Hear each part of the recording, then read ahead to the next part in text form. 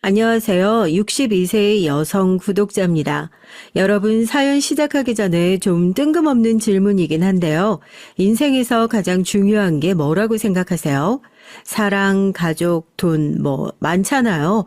우리나라에서 설문조사를 했는데요. 외국의 다른 나라에선 다들 가족을 1등으로 뽑았다는데 우리나라에선 1등을 돈으로 뽑았대요. 요즘 사는 게 많이 팍팍하고 돈 없으면 서러운 일이 많이 생기죠. 옛날에 왜 TV 광고 중에서 연예인이 나와서 부자 되세요 하던 그 TV 선전이 히트였던 적도 있었죠. 다들 기억나시죠? 그런 것들 보면 참 씁쓸하더라고요. 우린 정말 돈의 노예구나. 정말 돈이면 다 되는 세상인가 보구나 하고요. 평생을 살아오면서 어렸을 때부터 지금까지 제 인생도 평생 돈 때문에 서러운 일 투성이었던 것 같아요.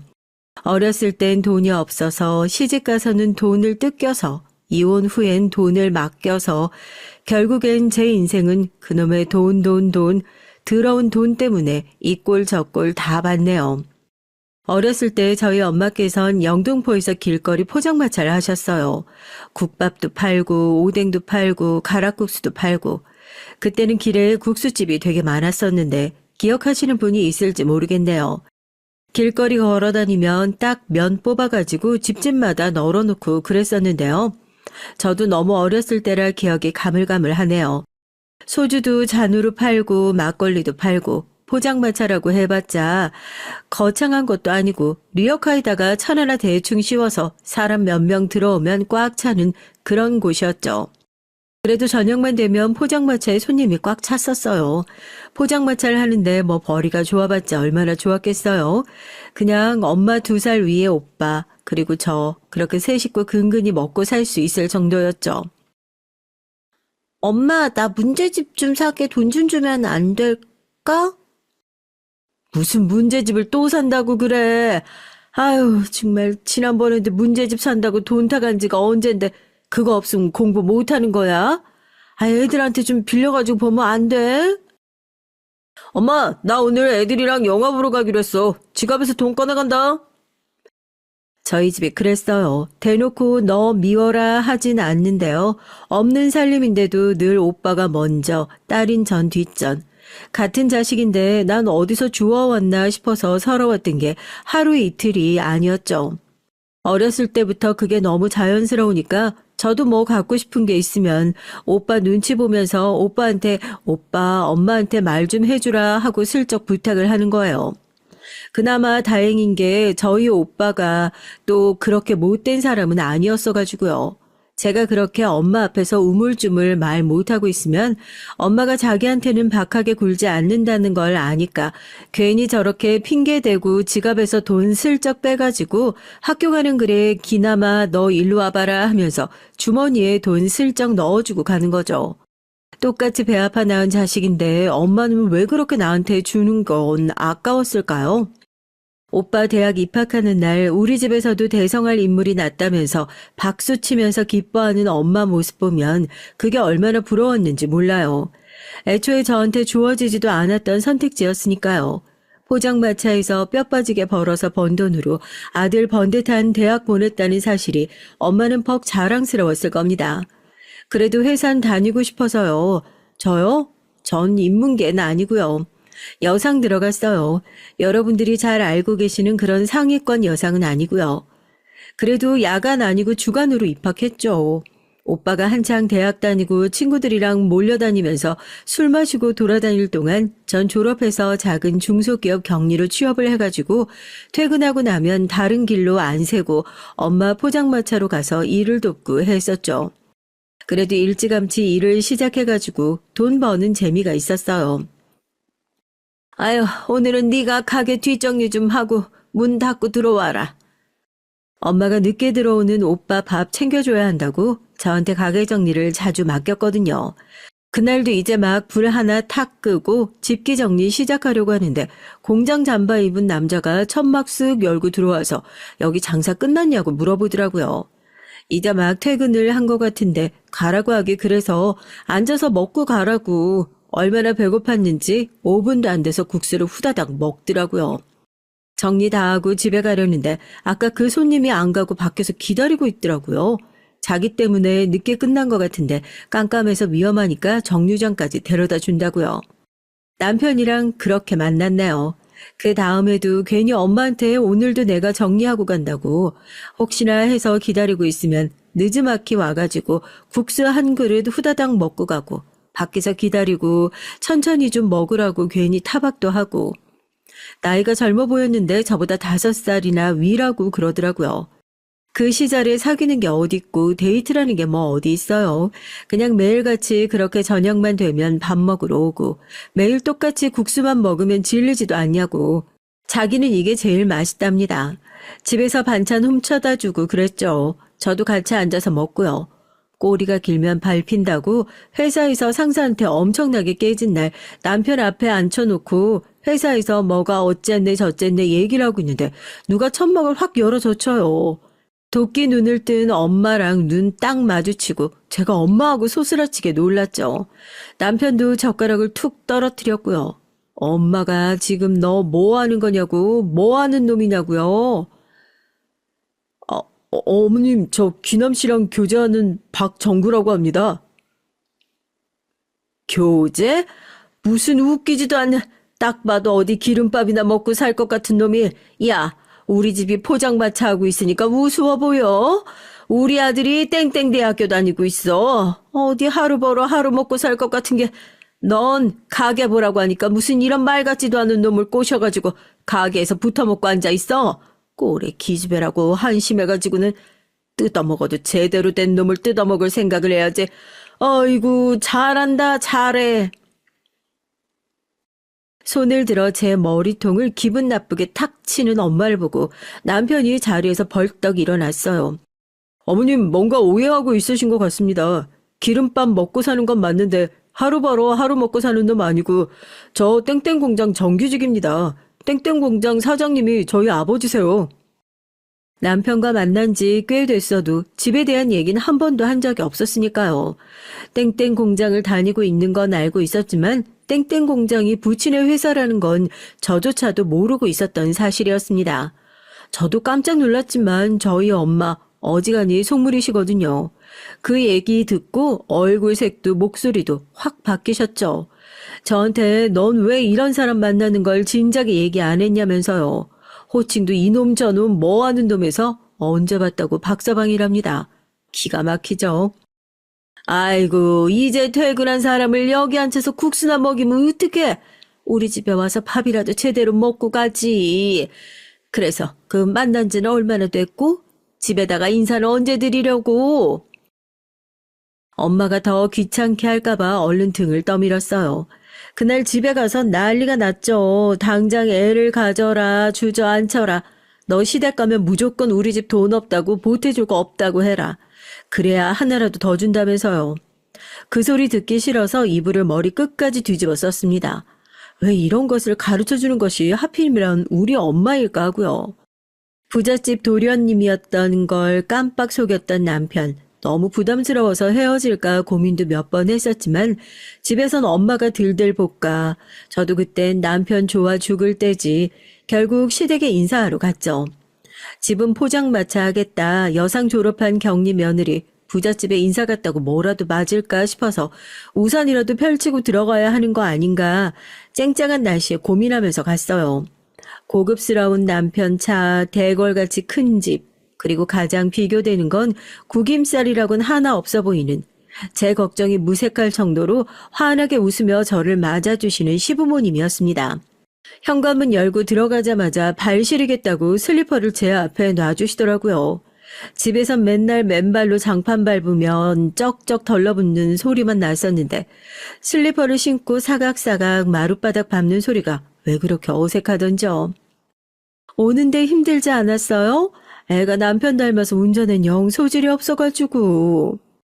말투도 어찌나 교양 있는지 어색하게 괜찮다고 웃으면서 들어갔죠. 이렇게 좋은 집에 선물로 뭘 사갈지 몰라서 신촌의 크리스탈 백화점이었나요? 기억하시는 분이 있을지 모르겠네요.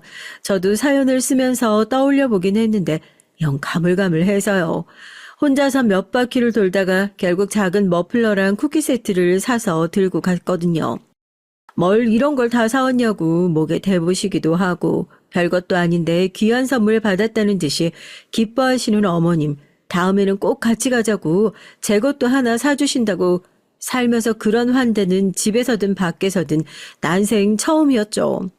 솔직히요, 인사 가서 앉아있는데 저를 제외한 나머지 사람들이 전부 다 너무 친절하고 따뜻해서요. 그게 저희한텐 너무 가시방석이더라고요. 격리가 벌어봤자 얼마나 벌겠어요.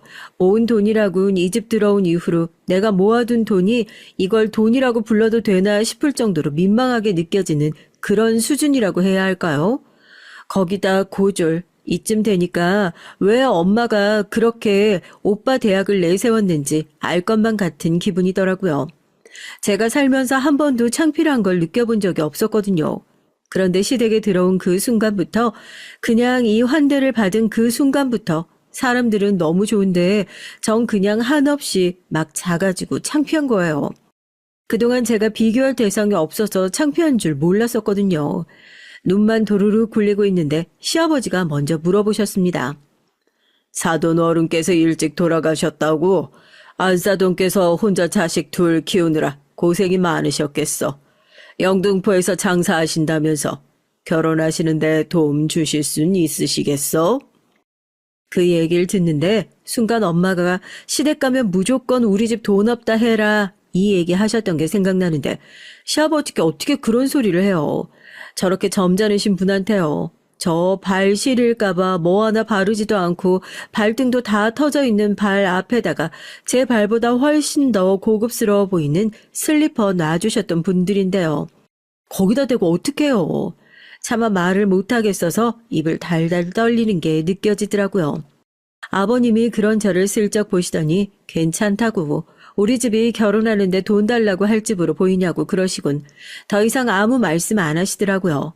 그날 그렇게 인사 마치고 집에 오니까요. 전 심란해 죽을 것 같은데 엄마는 뭐 축제라도 온 것처럼 신나 보이는 거예요. 엄마가 저 붙들고 흔들면서 난리가 났습니다.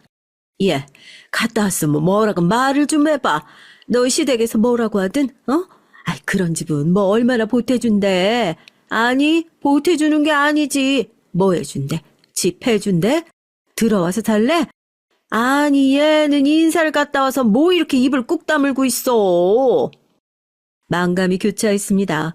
피곤해서 먼저 잔다고 나중에 얘기하자고 그냥 그렇게 대답하고 등을 돌리고 자는 척을 했어요. 엄마가 오빠한테 콧방귀를 뀌면서 저 들으라는 듯이 그러시더라고요. 저게 부잣집으로 시집가니까 벌써부터 지 엄마한테 싹수 없이 성 긋는 것 좀 보라면서요. 뜬 눈으로 밤을 지새우다가 엄마랑 오빠가 다 잠든 시간에 조용히 집문 열고 밖에 나가서 집에서 최대한 멀리 떨어진 곳에 나가 무릎에 고개 묻고 펑펑 울었습니다. 그냥 문득 제 신세가 너무 서러워져서요. 난 정말 그냥 딸이 아니라 뭐 혼수 같은 건가 하고요. 엄마는 아주 신났어요. 집에 가니까 반찬통에다 막 이것저것 담고 있더라고요. 먼지 보니까 김밥이며 번데기며 포장마차에서 파는 안주들이에요. 반찬통에 싸가지고 보자기로 꼭 묻길래 뭐 하는 거냐고 하니까 저희 시댁 가져다 주라면서요. 그 집이 아무리 부잣집이라고 하더라도 거기도 다 술 마시고 안주 먹고 하지 않겠냐고요. 네가 아주 복덩어리라고. 네가 살면서 이렇게 엄마한테 도움되는 날도 있다고 그러는데 그 얘기를 들으니까 조금 서글퍼지더라고요. 저 엄마한테 살면서 그런 소리 처음 들어봤거든요. 복덩이라는 소리를 처음 들은 이유가 태어났을 때도 여상에 들어갔을 때도 취업을 했을 때도 아니고 부잣집에 시집을 갔을 때라는 것이 그게 조금 서글퍼지더라고요. 그래서 제 결혼식이요. 시댁에서 정말 다 해주셨습니다. 사업하시는 분들의 아들도 하나잖아요. 결혼식도 정말 최고급으로 화려하게 했죠. 대절비, 음식비, 식비, 옷값, 신혼여행비 전부 다 시댁과 남편 돈이었는데 어쩜 그렇게 염치라고는 하나도 없는지. 엄마는 결혼 사진을 찍자마자 무섭게 저희 신랑한테 가서 딱 붙어가지고 축의금이 얼마나 들어왔나 떠보는 거예요. 박서방, 확실히 사업하는 집이라 다르긴 다르네. 하객이며 저 화환이며, 아이고, 나도 결혼식 다닐 만큼 다녀봤는데, 이렇게 많이 들어온 건 처음 본다니까? 축의는 얼마나 들어왔대? 글쎄요, 아직 계산을 해봐야 알 것 같은데요. 그거 사돈댁 다 드린다니? 사돈도 참 돈도 많으시면서, 아니, 너네는 안 주신다니? 여튼 계산하고 남은 나도 좀 알려다오. 그래도 오빠가 있었으니 망정이죠. 남편한테 부끄러운 줄도 모르고 이것저것 물어보신 엄마를 보고 민망해하며 못 들은 걸로 해라. 결혼식장 보니까 식대며 뭐며 내고 나면 남는 것도 없겠다 하고 질질 끌어내 줬습니다. 엄마는 한참을 여기저기 어디 돈 나올 구석 없나 기웃거리시더니 한복자락 펄럭거리면서 저에게 와서 손을 척 내미시더라고요. 뭐 달라고 하셨냐고요? 패백 절값이요. 오빠 아직 결혼도 안 했는데 순서도 없이 결혼했으니까 나중에 오빠 결혼할 때 보탠다고 패백 절값은 본인 달라면서요. 결혼식장에 저희 하객만 있는 것도 아니고 시댁 손님들도 계신데 괜히 저희를 보고 수군거리는 것 같아서 창피한 마음에 엄마 손목 확 잡고 구석으로 끌고 가서 드릴 테니까 제발 그만 좀 하시라고 봉투 구겨서 쥐어드리고 보냈습니다. 엄마 돈 욕심이요. 그동안 어떻게 참았나 싶어요. 안 드린 것도 아니에요. 제가 결혼하기 전에도 일 시작하고 난 이후부턴 그동안 키워준 것도 있고 돈 안 벌 땐 생활비 달라는 소리는 안 했는데 생활비도 받아야겠다고 큰 돈은 아니지만 생활비도 꼬박꼬박 보내드렸어요. 결혼하고 나서 끊어버리는 것도 웃기잖아요. 계속 보내드리고 있었고요. 그동안 여유롭게 살지 못했으니까 그때는 욕심을 아무리 부려도 내가 가질 수 있는 게 한계가 있잖아요. 그런데 이젠 딸 넉넉한 집안에 시집 보내놓고 나니까 딸 돈도 사위 돈도 시댁 돈도 다 본인 돈 같고 저게 원래 내 호주머니에 들어와 있어야 하는데 저기 다른 데 가 있는 것 같고 괜히 그렇게 욕심나고 그러신가 봅니다. 남편이랑 저랑 같이 만날 때마다 식사야 당연히 저희가 대접하죠. 그런데 밥을 다 먹고 은근히 아이고 집에 갈 차비가 없네. 주말에 미용실 가야 되는데 돈이 되려나 모르겠네 하면서 눈치를 주시는 겁니다. 정말 차비나 파마할 돈이 없어서 그런 소리를 하시겠어요? 그냥 저희한테 용돈 달라 이 말씀이죠. 남편이 돈 꺼내려고 하면 제가 손을 맞고 이건 제가 드리겠다고. 그리고 다음부턴 그냥 저한테 말씀하셔라 하고 돈 드렸어요. 엄마가 어디 너한테 무서워서 뭔 말이나 하겠냐고 그래요. 결혼을 하고 시부모님과 사니까요. 비교를 안 할래야 안 할 수가 없었습니다. 그냥 다른 세상에 사는 것 같았어요. 비교만 되면 다행이게요. 저한테도 가정이 생겼잖아요. 친정 엄마 돈 욕심 많은 게 내 식구한테 피해를 주기 시작하니까 그때부터 아차 싶더라고요. 결혼하고 몇 년 후에 제가 아들을 낳게 됐어요. 남편 어렸을 때 사진이랑 쏙 빼닮은 아들을 보니까 얼마나 신기하던지요. 다들 그렇게 고생했다고 잘했다고 하는데 한달음에 달려온 저희 엄마 대뜸 뭐라고 하는 줄 아세요? 아침 저녁으로 출퇴근하면서 제 산후조리를 해주시겠답니다. 산모가 몸을 제대로 풀어야지 안 그러면 나중에 골병 들어요. 너 엄마 말 들어? 낳은 사람이 제일 잘한다고? 박서방 내가 아침 저녁으로 왔다 갔다 하면서 산후조리는 책임지고 할 테니까 걱정 말게. 시댁 식구들이 있는데 무대뽀로 찾아온 저희 엄마. 시부모님도 애둘러서 매일같이 안 힘드시겠냐. 뭐 한 달이면 되지 않겠냐. 괜찮겠다. 남편도 저한테 괜찮겠냐고 그럽니다. 괜찮을 리가 없죠. 대체 무슨 꿍꿍이로 저러시는지 감도 안 오는데요. 엄마 힘드시니까 나 정말로 괜찮다 얘기를 하는데도 네가 뭘 몰라서 그런다. 하여튼 내일부터 올 테니까 그런 줄 알아라 하고 막무가내도 이런 막무가내가 따로 없었어요. 그날부터 산후조리를 한답시고 거의 한 달을 시댁에 들락날락하면서 내 집처럼 있었다니까요. 말이 좋아 산후조리지 제 침대에 누워서 코 골고 주무시고 냉장고 열어 음식 마음대로 꺼내 드시고 애는 그냥 제가 다 보고 집에 시부모님 안 계셔서 천만다행이다 싶을 정도였어요. 난리 피우신 거 치우느라고 오히려 산후조리는커녕 엄마 때문에 배로 더 피곤하고 힘들 지경이었죠. 남편이랑 시부모님 퇴근하실 시간 되면 청소해놔야 되니까 빨리 가시라고 등을 떠밀기 바빴습니다. 대체 왜 이 말도 안 되는 짓을 자처하시나 싶었는데 엄마가 놓고 간 짐 챙겨드리려고 따라갔다가 우연히 통화하는 소리 듣고 알았어요. 이게 다 그놈의 돈 때문에 한 짓이라는 것을요. 박서방, 나 오늘 11시에 출근했으니까 일당 10만 원만 받을게. 내가 10시부터 출근했다고 하면 8만 원 달라고 하려고 솔직하게 얘기하는 거야. 세상에 내가 이렇게 양심적이다. 아이고, 하여튼 귀남이 걔한텐 절대 말하지 마. 아주 또 지랄을 할 테니까. 엄마, 지금 뭐 하는 거야? 네, 갑자기 쳐들어와서 산후조리를 해준다는 이유로 제 남편한테 일당을 요구하고 있었던 겁니다. 깜짝이야 하고 전화를 탁 끊어버리시더니 아주 당당하게 그러시더군요.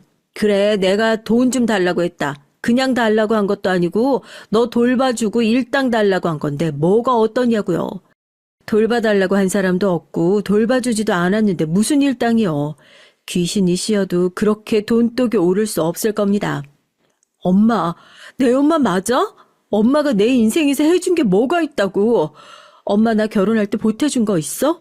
어렸을 때 오빠 말고 나한테 제대로 뭐 하나 해준 게 있어? 내가 그랬잖아. 차라리 나한테 그러라고. 달라고 할 거면 차라리 나한테 달라고 하라고. 왜 이 사람한테 그런 소리를 해가지고 날 이렇게 비참하게 만드냐고. 이 사람한테 왜 돈을 뜯어내냐고. 뭐? 뜯어내? 이게 지 엄마를 아주 깡패를 만드래. 야, 너 내가 키워준 건 생각도 안 해? 아, 어차피 이런 부잣집은 그 돈 나눠줘 봤자 스크래치 하나도 안 나. 너 아주 시집 가더니 사람 무시하는 게 부잣집 사모님 다 됐다, 어? 지 엄마한테 바락바락 대들기나 하고 내가 더럽고 치사해서 네 돈 받을 일 없으니까 아주 지 남편이라고 더럽게 싸고 도네.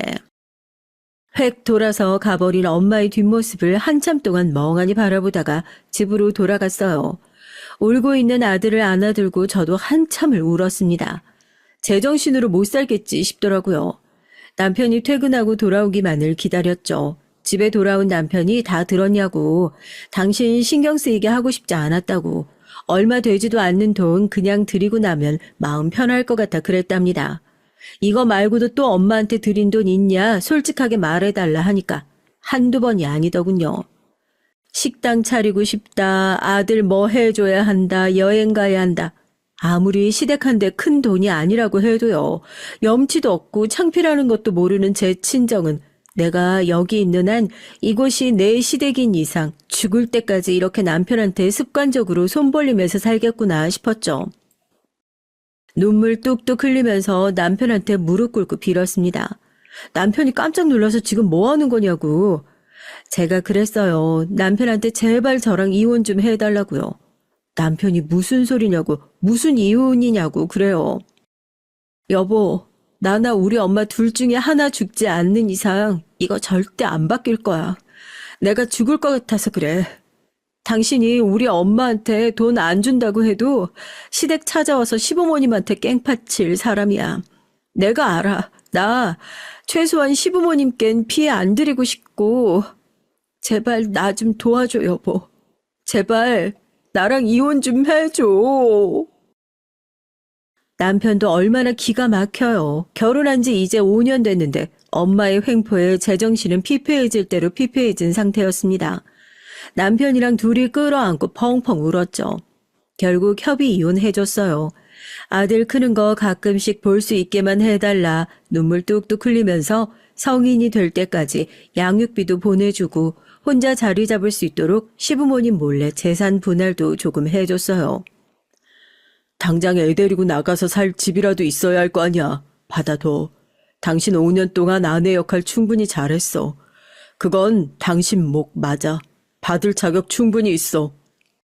남편 가슴에도 시부모님 가슴에도 대못 박았죠. 몇 해 전 시아버지 돌아가셨을 때 장례식장에 들어가지도 못하고 혼자 주차장에서 울다 왔었네요. 먼 팔자가 이리도 기구한지요. 그래도 그때 남편, 아니 전 남편이죠. 아들 데리고 나올 수 있었던 게 얼마나 다행인지 몰라요. 그 당시 제가 아들까지 없었더라면 아마 이 세상에 살아있지도 않을 것 같네요. 아들 들쳐업고 시부모님에게 죄송하다 엎드려 빌고 제일 먼저 나와서 친정 찾아가서 시뻘개진 눈으로 친정엄마 멱살 붙들고 그랬어요. 나 다시는 찾지 말라고요. 너 미쳤냐고, 지금 뭐 하는 거냐고 그러는데 이혼까지 한마당에 눈에 뵈는 게 있겠어요? 당신 때문에 이혼하고 시댁에서 쫓겨났으니까 다시는 그 사람이랑 시댁에 껄떡거릴 생각 꿈도 꾸지 말고 네 딸 평생 죽었다 생각하고 살라고요. 그렇게 여태 친정이랑도 영 끊고 살았습니다. 남은 거라곤 정말 아들 하나뿐이네요. 그러기에 더욱 지극정성으로 키운 아들이었습니다. 친정과 시댁과도 최대한 멀리 떨어진 곳에 다시 자리를 잡고 이젠 아들 하나만 바라보고 살자 하면서 죽어라 열심히 살았죠. 커갈수록 제 아빠를 어찌나 꼭 닮던지 공부도 곧잘 하고 성실하고 예의 바르고 싹싹하고 아들 키우면서요. 다른 건 몰라도 돈 걱정 하나만큼은 안 하게 해주려 노력했습니다. 최소한 아들한테 손 벌리는 엄마로 살지 말자고 다짐했죠. 그렇게 죽어라 일은 한 덕분에 전 남편이 이혼할 당시에 나눠줬던 돈은 헤어진 이후에 아들과 같이 살 집 구했던 것을 제외하곤 거의 손도 대지 않았어요. 아들이 다 커서 결혼할 때 되면 그때 뭐라도 하나 해줘야겠다 싶어서요. 결혼할 때 빈손으로 갔었던 거, 그게 제 마음속에 뭔가 한으로 남아있었거든요. 세월이 약이라고 아들이 훌쩍 커버리는 모습을 보면서 영영 낫지 않을 것만 같았던 제 마음도 조금씩 나아가고 있는 것을 느꼈습니다. 어느덧 아들은 제가 직장을 갖고 결혼을 하고 이혼을 했던 나이들을 넘겨버리고 꽤나 어른스러운 모습으로 며느리를 데리고 왔으니까요. 아들이 제 이혼을 이해할 수 있는 나이가 되고 아버지의 존재에 대해 궁금해할 때쯤 전 남편과 만난 적도 있었기에 결혼식에 참석할 수는 없었지만 청첩장을 보내주어 소식을 전해주기도 했고요. 언제 이렇게 다 컸냐 뿌듯하더라고요. 아들 결혼식을 무사히 마치고 제 결혼 땐 하지 못했었던 모든 지원을 아낌없이 해주고 행복하게 웃는 두 사람을 보면서 내 인생의 꽃은 조금 나중에 피는구나. 그래도 늦게나마 이렇게 볕들 날이 오는구나 했어요. 방금 뭐라고 하셨어요? 악성 종양이면 그러니까 이게 암이라고요? 저만큼 인생에 굴곡 많은 여자가 또 있을까요? 이쯤 힘들었으면 다 힘들었다고 생각했는데 그동안 고생했던 것들이 똘똘 뭉쳐 암덩어리가 된 건지 아니면 사는 동안 제가 너무 많은 사람들의 가슴에 못질을 한 것을 그대로 돌려받은 건지 아들 결혼시킨 지 얼마 되지 않아 받은 건강검진에서 암 진단을 받게 됐습니다. 예후가 좋지 않으니 빨리 가족들에게도 알리고 항암 치료를 시작하는 것이 좋을 것 같다는 의사 선생님의 말에 절망했어요. 아들 결혼시킨 지 얼마나 됐다고 또다시 제가 아들에게 짐덩어리가 되어야 한다는 소리가 저한테는 암 선고보다 더 무겁게 느껴졌으니까요. 며느리는 또 무슨 낯으로 봐야 할지. 차라리 저희 아들이 정말 못된 불효자였으면 좋겠다. 그냥 어디 요양병원이라도 들어가셔라. 이기적인 사람이라 그렇게 말해줬으면 좋겠다 싶었습니다. 제가 그랬잖아요. 제 아빠를 꼭 닮았다고요. 그 피가 어디 가겠냐고요. 절대 그렇게 말할 놈이 아니라는 거 제가 제일 잘 알고 있었던걸요. 엄마, 요즘에 암 그거 아무것도 아니래. 내가 어떻게 엄마 암 걸렸단 얘기를 듣고 혼자 내버려 두겠어. 주아도 엄마 모시자고 그래. 혼자서 병원 어떻게 다니시려고. 주아가 지금 일 쉬고 있으니까 이참에 같이 좋은 곳도 많이 다니시고. 나 키우신다고 한평생 계속 일만 하셨잖아요. 이참에 은퇴하고 쉬신다 생각하고 우리 같이 힘내자. 가족이잖아. 아들과 며느린 암 진단 소식에 대본에 저를 모시겠다 얘기를 했습니다. 결혼한 지 1년이 넘어가는 시기, 이제 신혼인데 홀어머니와 단둘이 지내야 하는 며느리에게 미안해서 면목이 없더라고요. 하지만 아들 말대로 혼자서 병원에 왔다 갔다 하면서 항암 치료를 받는 것도 쉽지만은 않은 일이었어요. 지금은 아들 내외의 도움을 받는 것이 최선이었습니다. 어차피 때 되면 주려고 했던 거 조금 일찍 주자 싶어서 그간 일을 하며 모아놨던 것들, 전 남편에게 받았던 것들 모두 아들 이름 앞으로 돌려줬고요. 아들은 이 큰 돈을 어떻게 받냐, 다 주면 엄마는 뭐 쓰냐 그러더라고요. 엄마가 다 늙어서 너네 집에서 지내는데 뭐 쓸 게 얼마나 있다고. 네 말대로 은퇴해서 쉬는 건데 나도 다른 엄마들처럼 아들한테 용돈 타서 쓴다 생각하고 타서 쓰지 뭐. 어차피 그거 다 네 몫이야. 너 주려고 했던 거 조금 일찍 받는다고 생각하고 미리 받았다고 허투루 쓰지 말고 잘 아껴뒀다가 나중에 주아랑 꼭 필요한 일 생기면 그때 써. 알아서 잘 하겠지만은 늙은 제가 가진 게 뭐가 있겠어요. 건강한 몸뚱아리가 있습니까? 가진 건 돈뿐이었으니 어떻게 보면 아들한테 제가 가지고 있는 것을 다 맡기고 집에 들어간 것이나 다름없었죠. 그렇게 아들과 며느리와 함께 지내는 생활이 시작됐습니다. 신혼집에 얹혀 사는 데다 아들이 출근하고 나면 거의 하루 종일 며느리와 둘만 있어야 하니까 며느리 입장에선 아픈 시어머니를 모신다는 생각이 들 수 있으니 얼마나 불편하겠어요. 저도 시댁에서 지내봐서 알지만 아무리 시어머니가 소파에 소리 안 내고 가만히 앉아 있는다고 해도 원래 시어머니라는 존재는 한 공간에 같이 있는 것만으로도 불편한 거 아니겠어요? 그걸 아니까 저도 되도록 자리를 피해주려고 노력했었죠. 병원 가는 날 빼면 너무 하루 종일 집에만 있으니까 병원에서 그러더라고. 너무 가만히 있으면 안 좋다고. 그래서 나가서 운동을 배워보든지 아니면 뭐 요즘 보니까 이것저것 배우는 수업 같은 게 많이 나오던데 나도 나가서 그런 건 좀 배워볼까 하고 알아보고 있는데. 그래요? 뭐 좀 알아본 거 있어요? 안 그래도 여기 앞에 운동 1대1로 코칭해 주는 데 있던데. 지금 뭐 세일한다고 3개월 결제하면 130만 원에 해준다고 하더라. 집에 있는 것보다 나가서 운동도 하고 몸도 움직이면 좋죠. 나가서 한번 상담 좀 받아봐요. 엄마, 내 카톡으로 계좌번호 하나 보내놔요. 사진 찍어서 보내주면 내가 그쪽으로 돈 송금해 줄게. 어머님, 혹시 여기 주민센터도 가보셨어요? 저 아는 분이 얼마 전에 주민센터 수업 듣고 오셨는데 거기도 괜찮다고 하더라고요. 어르신들이 많이 듣는다고 그러시던데 수업이 무료긴 한데 무료라고 질이 떨어지는 게 아니고 수업들이 생각보다 괜찮대요.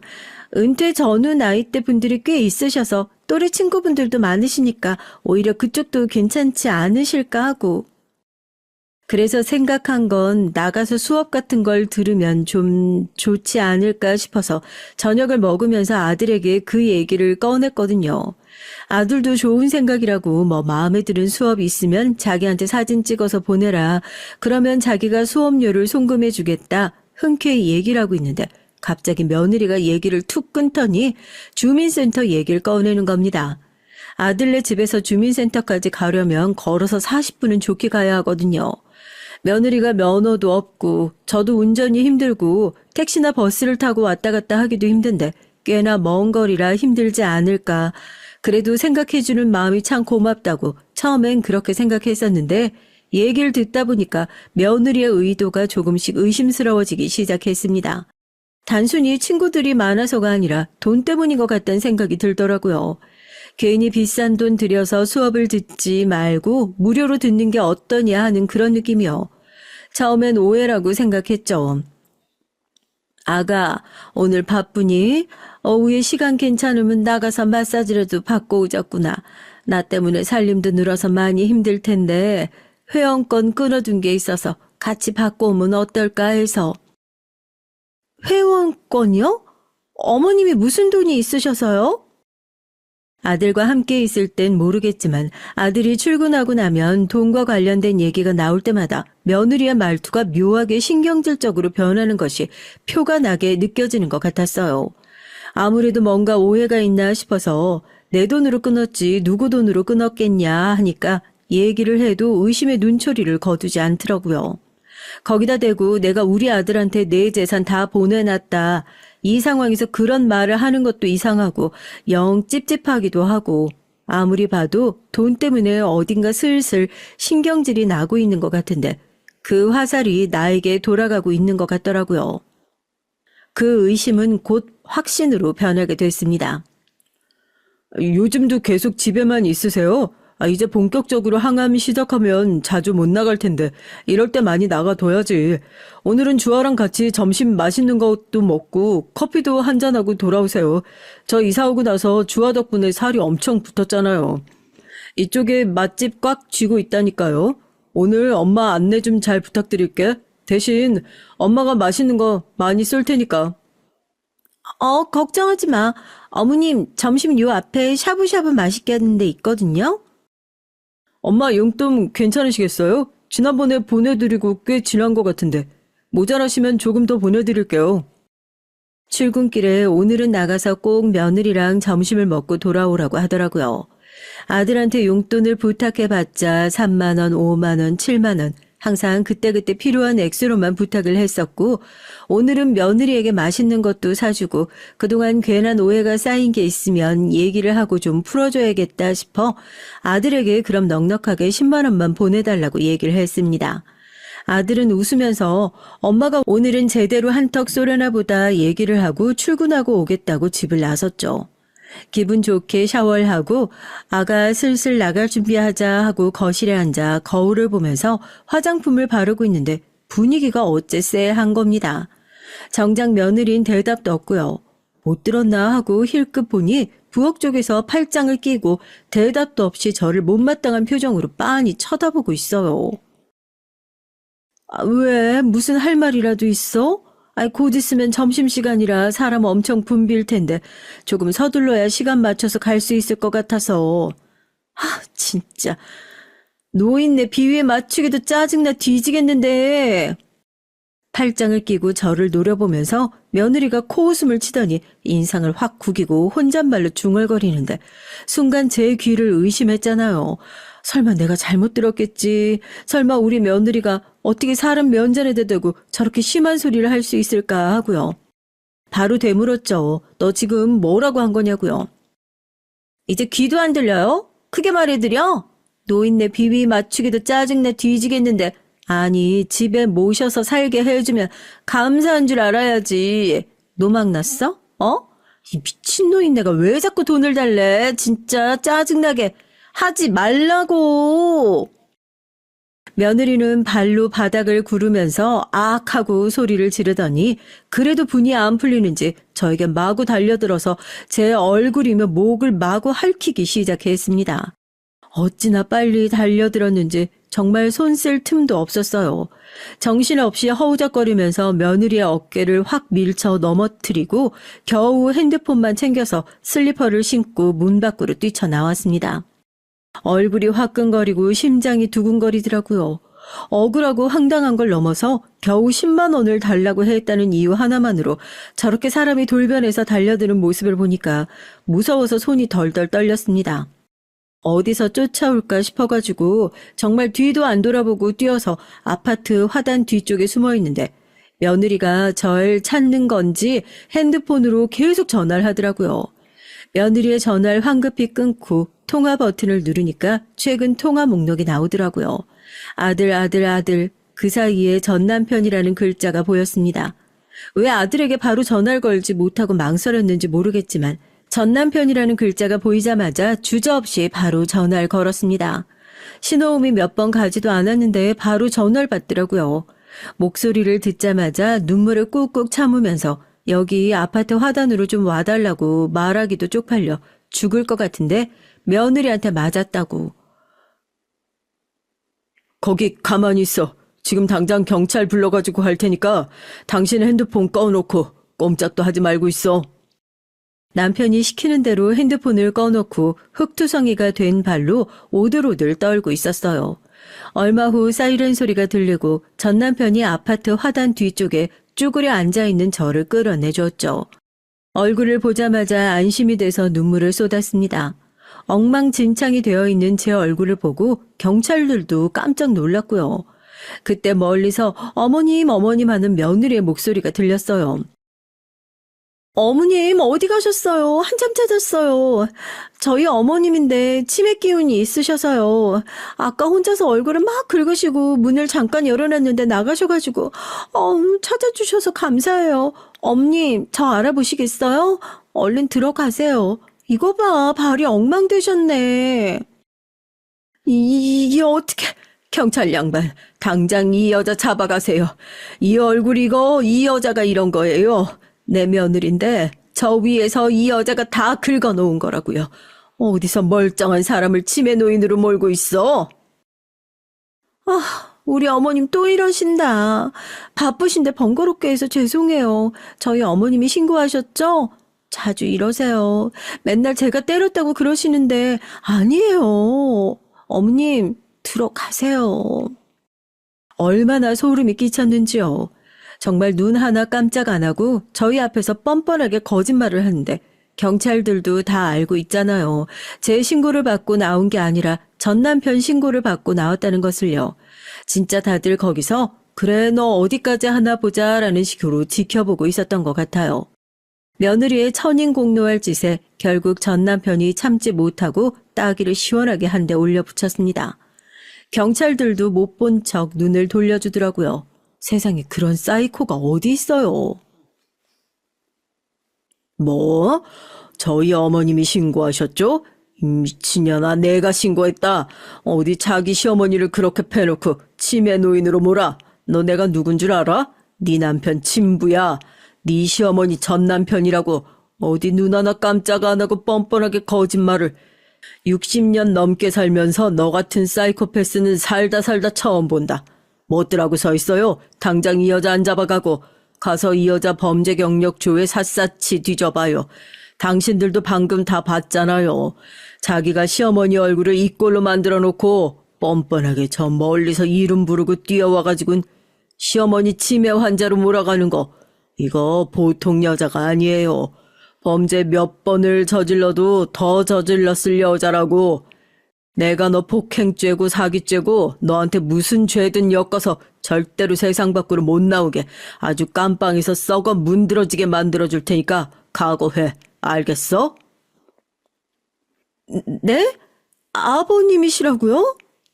어디 감히 그 더러운 주댕이를 가지고 함부로 아버님 소리를 올려. 며느린 망연자실한 표정으로 경찰 손에 붙들려 경찰차에 끌려갔고 전 남편과 함께 병원으로 향했습니다. 제 얼굴이 무슨 꼴인지 제대로 보지도 못했는데 병원에 가서 보니까 정말 난장판이 되어 있더라고요. 그 짧은 사이에 많이도 긁어놨다 싶어요. 함께 따라온 경찰이 사진도 찍어가고 뭐 피부 조직도 긁어가고 그러더라고요. 며느리 손톱 밑에 있는 거랑 비교도 해보고 그런다면서요. 그 거짓말도 빼도 복도 못하게 다 들통나겠죠.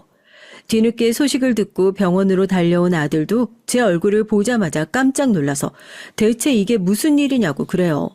전 남편이 아들한테 넌 어떻게 그딴 사이코 같은 여자를 니네 엄마랑 한 집에 살게 할 수 있냐면서 호통을 치고 제가 그런 전 남편을 뜯어 말렸죠. 얘가 뭐 알고 그랬겠냐고요. 저도 모른 걸 아들이 어떻게 알았겠냐고요. 아들도 죄송하다고 눈물만 펑펑 쏟고 얼굴에 밴드만 덕지덕지 붙이고 전 남편이 운전하는 차를 타고 그렇게 셋이서 경찰서로 향했습니다.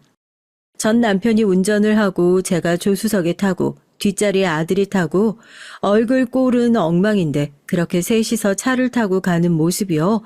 뭔가 그림은 이상한데 왜 그렇게 기분이 좋은지 제가 이혼하고 집을 나오면서 참 꿈꿔왔던 장면인데 하필이면 이런 때 이런 순간에 보게 되니까 참 기분이 묘하더라고요. 얼굴에 덕지덕지 밴드 붙이고 할 말은 아니지만 우리 이러고 있으니까 참 가족 같고 웃기네. 그치? 나 정말 괜찮으니까 둘 다 걱정 안 해도 된다고. 너도 그만 고개 숙이고 있어. 걔가 잘못한 거지 네가 잘못한 거니? 맞은 건 난데 왜 네가 더 속상해해? 당신도 애 좀 그만 잡아요. 당신은 그 와중에 그런 소리가 나오냐면서 전 남편이 제 얼굴을 보면서 한숨을 푹푹 쉬고 그렇게 저희 셋은 경찰서에 도착했습니다. 아들은 차에서 거의 용수철처럼 튕겨나와서 유리문을 부술 듯이 열었고 며느리를 보자마자 멱살을 틀어쥐어 경찰서 안에 있는 온 경찰들이 나와서 저희 아들 뜯어 말려야만 했어요. 너 미쳤어? 우리 엄마한테 네가 감히 그딴 짓을 해? 왜 그랬어? 대체 왜 그랬냐고. 입이 있으면 말을 해봐. 우리 엄마가 대체 뭘 잘못했는데? 짜증나서 그랬다. 왜? 암 걸린 노인네 모시는 것도 짜증나는데 내 돈 쓰는 것 같아서 짜증나서 그랬어. 왜? 그게 왜 네 돈이야? 그거 우리 엄마 돈이야. 우리 엄마가 네가 모신다고 했다고 고맙다고 엄마 재산 전부 다 우리한테 주시고 나한테 돈 타 쓰고 계셨던 거라고 이 등신 같은 년아. 뭐? 전 재산을 다 주셨다고? 야, 그걸 왜 지금 얘기해? 작은 돈만 보고 욕심에 눈이 멀었던 거죠. 경찰서에 있던 사람들 며느리를 보고 다들 기가 막혀서 혀를 끌끌 찼습니다. 어떻게 저런 말도 안 되는 걸 며느리로 들였는지 저도 제 자신이 한심하게 느껴지더라고요. 왜 저런 악독한 인간을 못 알아봤을까 싶고요. 며느리는 자기 자신이 얼마나 바보 같은 짓을 했는지 자기가 눈앞에 작은 이득을 쫓다가 그 좋아하는 돈 얼마나 크게 날려 먹었는지 머릿속으로 셈을 해보다가 화가 폭발한 모양입니다. 소리를 지르고 자기가 앉아있던 의자를 경찰서 책상으로 집어던지고 난동을 피우다가 경찰관들에게 제압당하고 아주 난리도 아니었어요. 아이고 저런 한심한 것. 깜빵 들어가서 너 좋아하는 돈 실컷 벌 수 있을 거다. 들어가면 너처럼 한심한 인간들 천지니까 거기서도 그렇게 난동 피우고 쌈박질 할 수 있는지 보자. 며느린 분하다는 듯이 소리를 질렀다가 울었다가 잘못했다고 빌었다가 미친 사람이 따로 없었어요. 하도 난리를 치는 바람에 결국 경찰들한테 질질 끌려 유치장으로 수감됐고 저희 세 사람은 나란히 앉아서 참고인 조사를 받고 경찰서에서 나올 수 있었죠. 폭행죄가 빼도 박도 못하게 인정될 예정이라서 처벌을 피하긴 어려울 겁니다. 제 아들이 걱정이죠. 혼인신고까지 한 마당에 자기 마누라였던 여자가 자기 어머니를 이 꼴로 만들어놨으니 그 속이 얼마나 시끄럽고 심란할 겁니까? 그래도 이 난리통 속에 굳이 얻은 걸 하나 꼽아보자면 그날 이후로 저희 세 사람이 꽤나 가까워졌어요. 전 남편도 며느리의 처벌을 위해서 변호사며 뭐며 적극적으로 알아봐주고 있고 제 항암 치료도 그렇고 얼굴에 흉터 치료 받으러 병원을 다니는 것도 세 사람이서 함께 다니고 있고요. 병원에 갔다 오는 날은 꼭 셋이서 같이 밥도 먹고 있습니다.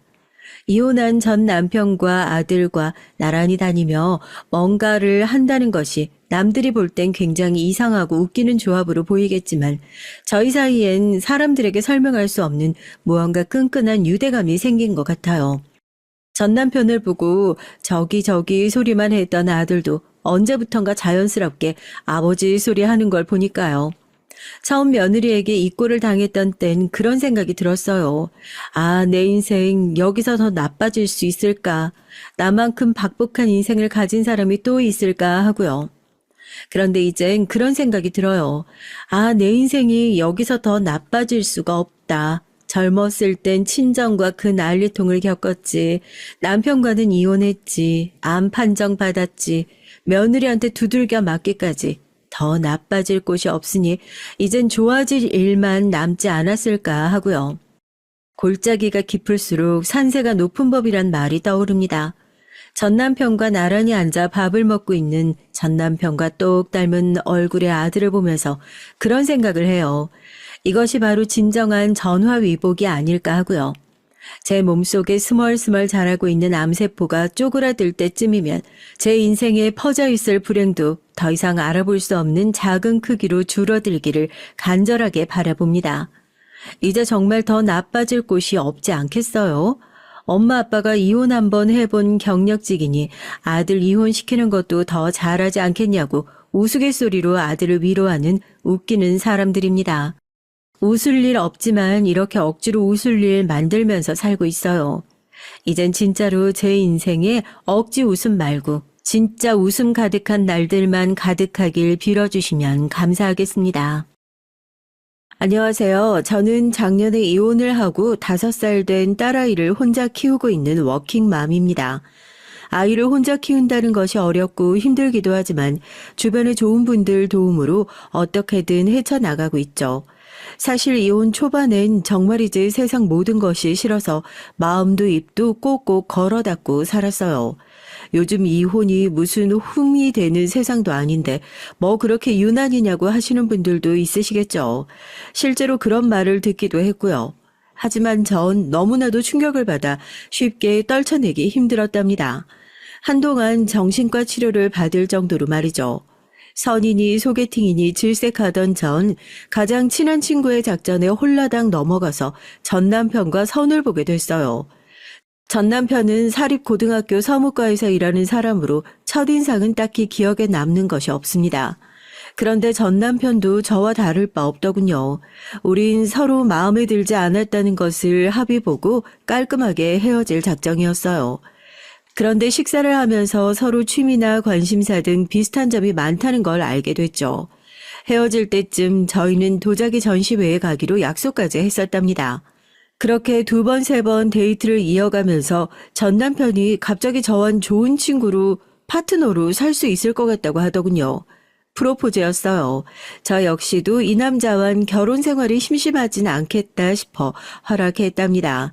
무슨 이런 결혼이 다 있냐고 하시겠지만 지금 생각하면 한심한 선택이었다고 생각해요. 하지만 그땐 그 이유만으로도 충분하다고 생각했었답니다. 전 남편에겐 위로 결혼한 지 1년도 되지 않은 누나와 아래로 나이 차이 많이 나는 남동생이 있었는데 시누이가 참 유별나더라고요. 예물은 물론 웨딩드레스를 고르는 날마저도 시누이가 와서 저보다 몇 배나 꼼꼼하게 챙겨줬으니까요. 어찌나 적극적인지 한 번은 예물을 보러 갔다가 창피를 당한 적도 있었어요. 올케는 뭔가 포인트가 있는 것으로 하는 게 좋을 것 같다. 이목구비가 화려한 편은 아니니까. 형님, 이거 심플한 게 괜찮지 않아요? 올케, 어떻게 골라도 그런 것만 골라? 결혼할 때 하는 반지인데 이런 건 평소에도 살 수 있잖아. 전 심플한 것으로 평소에도 하고 다니기 쉬운 것으로 하고 싶었는데 시누인 무슨 소리냐며 온갖 보석을 다 보여달라고 하더니 이것저것 저에게 권하더라고요. 그 모습을 보고 있는 전 남편은 웃기만 하고요. 제가 조용히 평소에도 할 수 있는 것으로 고르자고 말했지만 전 남편은 누나가 골라주는 것으로 하자고 했습니다. 어이가 없었지만 두 사람 모해가 그만큼 좋은가 보다 했어요. 그런데 어느 순간부터 시누이가 제게 보여주는 것보단 자기가 직접 해보는 것이 점점 많아지더라고요. 아니, 저희 부부의 예물을 하러 온 자리에서 저게 무슨 짓인가 싶었죠. 그때였습니다. 저희를 담당하던 점원이 잠깐 자리를 비운 사이 다른 점원이 시누이에게 영업용 미소를 지으면서 말을 하더라고요. 신부님, 손이 예쁘셔서 뭐든 잘 어울리시겠지만 특별히 지금 하고 계시는 것이 딱히 주인을 잘 찾은 것 같네요. 네? 아, 지금 무슨 말씀을. 전 이미 결혼했고요. 여기, 신부는 여기 이쪽이거든요. 어머, 죄송합니다. 계속 반지를 껴보시기에 신부님인 줄 알고요. 정말 죄송해요. 점원은 새빨갛게 변한 얼굴로 연신 죄송하다고 사과를 했어요. 하지만 신우인 그런 점원보다 더 얼굴을 붉히며 다른 곳으로 가자고 제 팔을 당기더군요. 못된 심보를 가졌다고 하셔도 할 말은 없지만 저는 내심 고소했습니다. 그래서 이때다 싶어서 신우이에게 대충 다 골랐다고 하면서 제가 점 찍어둔 것으로 재빠르게 주문을 했죠. 신우인 씩씩거리는 분을 참지 못하고 먼저 밖으로 나가더라고요. 전 남편은 제 눈치를 잠시 보는가 싶더니만 슬그머니 따라 나갔고요. 당시 전 제가 달래주는 것보다 낫겠지 싶어 전 남편의 행동을 모른 척 했어요. 주문을 하고 나가니까 시누이는 잔뜩 골이 난 얼굴로 전 남편에게 뭐라고 퍼붓고 있었고 전 남편은 고개를 끄덕이며 다정스럽게 시누이의 등을 토닥이고 있었습니다. 얼핏 보면 연인처럼 다정해 보이는 모습에 이렇게 남매가 애틋하기 힘들 텐데 정말 특이하다 그런 생각을 했죠. 저도 남동생이 있는데 저희랑은 달라도 너무 달랐거든요. 제가 가까이 다가가자 신우이는 냉큼 제 팔에 팔짱을 끼고는 한마디 했습니다. 올케, 다른 곳 가자니까 결국 여기서 한 거야? 다 선택한 거나 다름없는데요. 뭐하러 시간 낭비해요. 형님 덕분에 좋은 것들 많이 봤네요. 아니, 난 올케가 귀찮아하는 것 같아서 좀 도와주고 있었을 뿐인데 저먼 미친 거 아니야? 정말 어이가 없네. 올케는 속도 좋다. 어떻게 저렇게 말하는 곳에서 예물을 해? 말 실수야 누구나 할 수 있고 점원이 사과도 했는데 그냥 넘어가면 되죠 뭐. 신우이는 자신이 상처받은 것이 보이지도 않느냐며 물었지만 전 좋은 날 너그럽게 넘어가자고 말했습니다. 신우인 제가 자신의 편을 들지 않았다는 것이 짜증이라도 난 모양인지 전 남편에게 뭐라고 더 하소연을 했지만 전 남편도 제가 이미 성금을 지불했다는 말에 난처하다는 얼굴을 하더니 신우이를 달래더라고요. 정말 이제 지금 생각하면 그 꼴값을 떨고 있었는데 바보같이 눈치도 못 챘다는 것이 너무나 후회스럽네요. 신우이의 만행의 절정은 신혼여행이었습니다. 신혼여행지를 어디로 할 것인지에 대해 전 남편과 의논을 하는데 신우이가 북유럽을 적극적으로 권하더라고요. 흔히들 가는 바다보다는 북유럽을 돌아보는 것이 좀 더 기억에 남지 않겠느냐고요. 저도 나쁜 선택은 아니라고 생각했어요. 하지만 제가 하나 놓치고 있는 것이 있었죠. 당시 신우인 결혼을 하기는 했지만 시아주버니께서 해외 발령으로 나가서 혼자 지내고 있었거든요.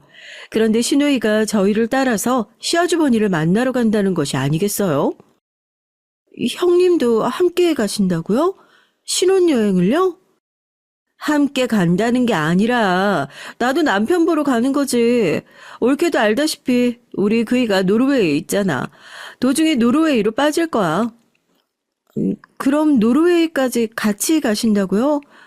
아니 경유지까진 그렇다고 해도 노르웨이로 바로 가시는 게 아니란 말씀이세요? 일이 좀 그렇게 됐어. 그렇다고 누나 혼자 노르웨이까지 가라고 할 수도 없잖아. 무슨 일이 생길 줄 알고. 올케, 나 살짝 섭섭하네. 아니 내가 두 사람 여행 방해하려고 하는 것도 아니고 그냥 나도 내 남편 보러 가는 길인데 뭐야 그 반응은? 형님, 그래도 저희 신혼여행인데 계속 같이 가신다고 하는 것은 좀 경우가 아니지 않나요? 전 너무 어이가 없어서 공항에서 전 남편에게 이런 일이 있었으면 미리 얘기를 해야 하는 거 아니냐고 그랬어요. 그런데 전 신우이보다 전 남편의 반응이 더 화가 치밀어 올랐답니다. 전 남편은 제가 당연히 이해해 줄 것이라고 생각했다는 거예요. 전 어떻게 이런 상황을 받아들여야 하느냐고 물었지만 전 남편은 당황스럽다는 얼굴로 저더러 한 번만 이해를 좀 해달라고 하더군요. 진짜 전 그 자리에서 집으로 돌아오고 싶었습니다. 신혼여행이고 뭐고 어떻게 갈 수 있겠어요. 그 순간이었습니다. 의외의 인물이 공항에 나타난 거 아니겠어요? 바로 시동생이었죠. 당시 고등학생이었던 시동생이 헐레벌떡 공항으로 들어오더니 신우이를 보자마자 왜 여기 있느냐고 화를 내기 시작했죠.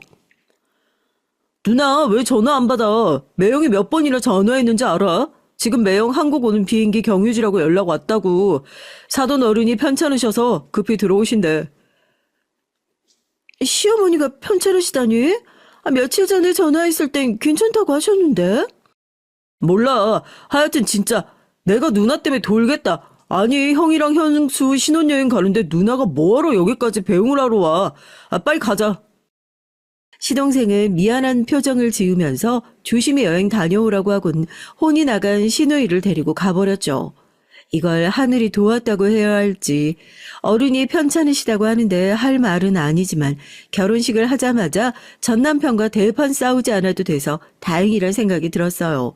그런데 그렇게 끌려가는 신우이를 바라보는 전 남편의 얼굴이 좀 이상하더라고요. 아니 뭐가 그렇게 아쉬운지 얼굴 가득 아쉬움이 뚝뚝 떨어지고 있었습니다. 당신 얼굴이 왜 그래? 형님이랑 같이 못 간 게 그렇게 아쉬워? 누나가 아이슬란드 가는 걸 엄청 기대했거든. 타이밍이 좀 아깝네. 아깝긴 무슨 세상... 아무리 남매가 애틋해도 신혼여행을 같이 간다는 게 말이나 되는 소리야? 진짜 방금까지 나 이 여행이고 나발이고 다 때려치울 생각이었거든? 저의 솔직한 표현에 전 남편의 얼굴이 딱딱하게 굳히고는 그렇게 생각하는 저에게 실망했다고 하더군요. 전 귀를 의심했어요. 실망이라뇨. 실망을 하려면 제가 해야 하는 것 아닙니까? 아니, 이 사연을 듣고 계신 분들은 어떻게 생각하세요? 제가 이해심이 부족한 그런 상황인가요? 아니잖아요. 그렇게 전 남편과 신혼여행을 냉랭한 분위기 속에서 시작했어요. 전 이렇게 여행을 하는 것이 의미가 있을까 비행기 속에서도 오만 가지 생각이 들었죠. 그냥 경유지에서 다시 돌아올까 생각도 했고요. 그런데 경유지에 도착해서 전 남편이 미안하다고 제게 사과를 하더군요. 자신의 생각이 짧았다고 하면서요. 단지 자기인 시누이가 혼자서 노르웨이까지 간다는 것이 좀 불안해서 같이 가자고 한 것뿐인데 저의 기분을 생각하지 못했다면서 말이죠. 전 남편이 또 이렇게 사과를 하자 기분이 나빴던 마음이 좀 풀리는 것 같았습니다. 좋은 날이잖아요. 그래서 전 남편의 사과를 받아주고는 남은 시간을 충분히 즐기고 돌아왔어요. 드라마나 주변 얘기만 하더라도 시집살이가 보통이 아니라는데 전 그런 것들이 전혀 없었거든요.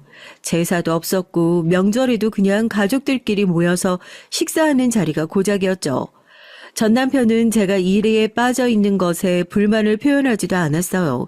전 남편은 퇴근이 일정했고 거기다 요리가 취미라서 저녁도 담당했고요.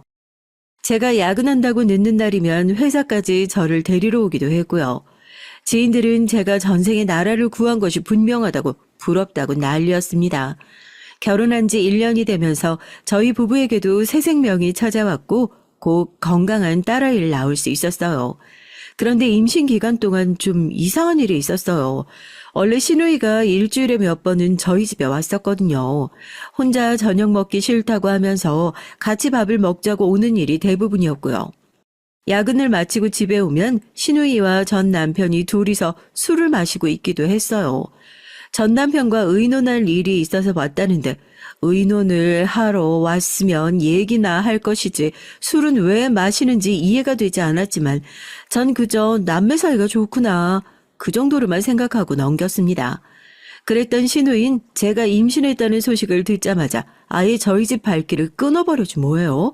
심지어 전화 한 통도 없었어요.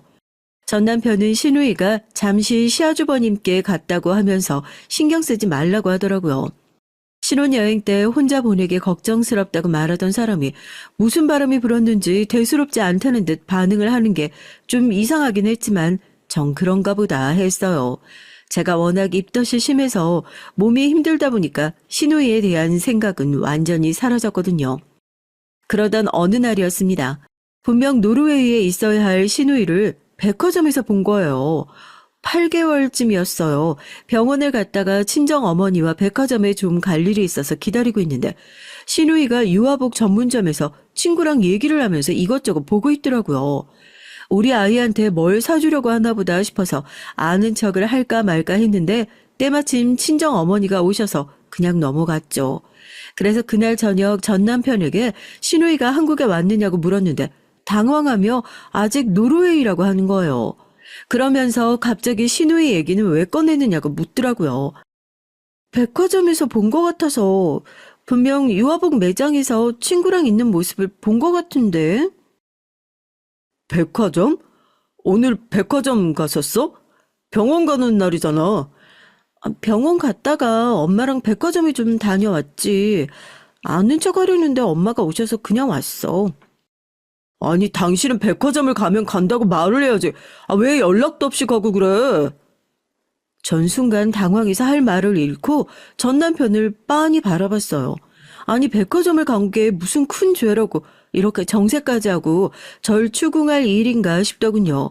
못 갈 곳을 간 것도 아닌데 말이죠. 그래서 말을 왜 그렇게 하냐고 화를 냈더니 전 남편이 순간 당황하며 말을 얼버무리더라고요. 아무리 장모님 오셨다고 해도 혼자서 그 많은 사람들 있는 곳에 갔다고 하니까 걱정이 돼서 그러는 거지. 나한테 말했으면 같이 갔을 텐데 싶어서. 몸도 무거운 사람이. 당신 내가 걱정돼서 하는 말은 맞아? 아니 그냥 시누이를 봤다고 했을 뿐인데 그렇게 짜증날 일이냐고. 누나가 한국에 없다는데 왜 자꾸 봤다고 그래? 왜 소리를 지르는데? 시누이 얘기를 꺼내자 전 남편이 버럭하고 소리를 지르더라고요. 저 역시 더 이상 참지 못하고 같이 소리를 질렀습니다. 거실엔 정적이 흘렀죠. 전 화를 가라앉히기 위해서 주먹을 불끈 쥐었고 전 남편은 제가 소리를 질렀다는 것에 충격을 받은 얼굴이었어요. 전 더 이상 그 자리에 있지 못하고 방으로 들어갔습니다. 얼마 후 전 남편이 미안하다며 문을 두드렸지만 전 나가보지도 않았어요. 그 사건 이후로 한동안 전 남편은 매일같이 미안하다며 저를 달래줬지만 전 좀처럼 기분이 나아지지 않았어요. 그렇게 냉전은 일주일 정도 이어졌습니다. 신우이가 다시 저희 집에 오기 시작한 건 딸아이가 태어난 지 6개월 정도 되었을 때였어요. 노르웨이에서 사왔다고 하는 선물을 가져와서는 그동안 자주 못 와서 미안하다고 하더라고요. 그리고는 딸아이를 한참 보고 있더니 한 번만 안아볼 수 없겠냐고 물었습니다.